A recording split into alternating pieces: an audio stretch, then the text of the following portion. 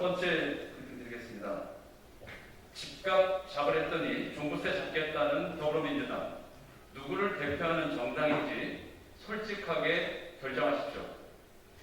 더불어민주당이 어제는 국회 행정안전위원회에서 재산세를 감면하는 법안을 통과시키더니 오늘은 정책의총에서 종합부동산세와 양도소득세 등 부동산 세제 감면하는 당론으로 결정하기로 했습니다. 감면안에 대한 당론을 결정하기로 했습니다.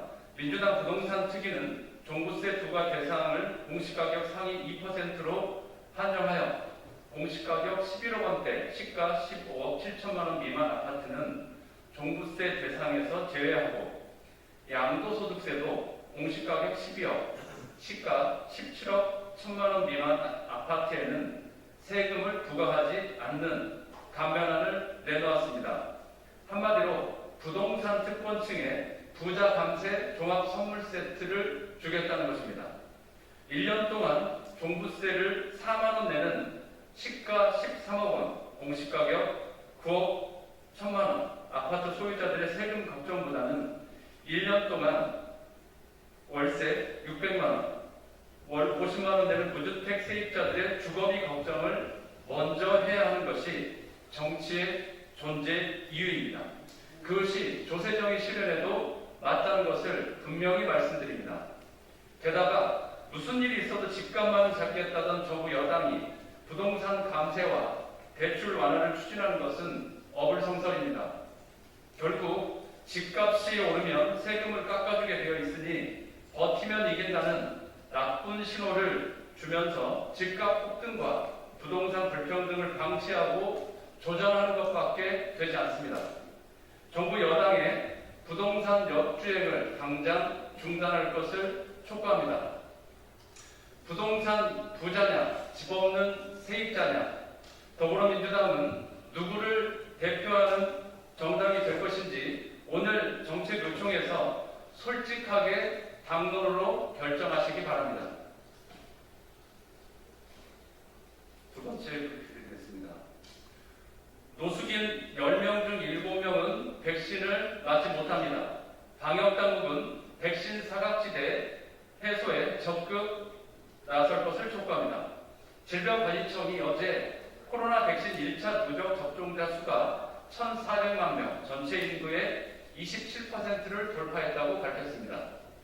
그동안 1,400만 명이 넘는 시민들이 백신 주사를 맞았지만 여기서도 차별받고 배제된 투명인간들이 있었습니다. 홈리스 행동이 발표한 거리 홈리스 코로나19 예방접종 실태 조사 결과에 따르면 노숙인 70.3%, 10명 중에 7명이 백신 1차 접종을 받지 못한 것으로 드러났습니다. 백신 접종에 관한 정보 전달도 받기 어렵고 접종 후에도 다시 거리로 나와야 하는 노숙인들은 이상 반응 관리에 대한 우려 때문에 제대로 접종도 못하고 있는 실정입니다. 올해 안에 집단 면역을 달성하려면 정부는 무엇보다 노숙인을 비롯한 사회적 취약계층이 백신 사각지대에 놓이지 않도록 집중적이고 적극적인 대책을 세워야 합니다. 10명 중 8명은 스마트폰이 없는 노숙인들이 백신 접종 관련한 정보를 제공받을 수 있도록, 그리고 이상 반응이 발생 시 쉴 수 있는 임시 거처를 마련하는 등 거주 환경과 특성을 고려한 접종 대책을 마련할 것을 촉구합니다. 이미 작년 전국민 재난지원금 지급에 있어서도 대다수 노숙인들은 주소가 불분명하다는 이유로 지급 대상에서 제외된 바 있습니다.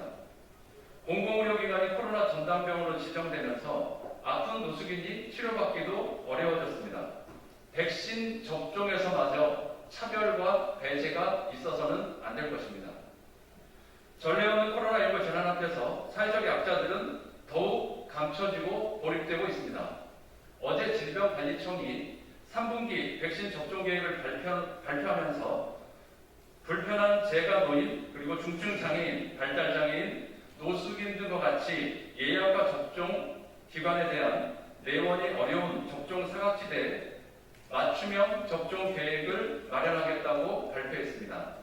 백신 사각지대 해소를 위한 맞춤형 접종 계획이 구체적으로 무엇인지 밝혀주시고 정부 당국에 책임 있는 조치를 촉구합니다.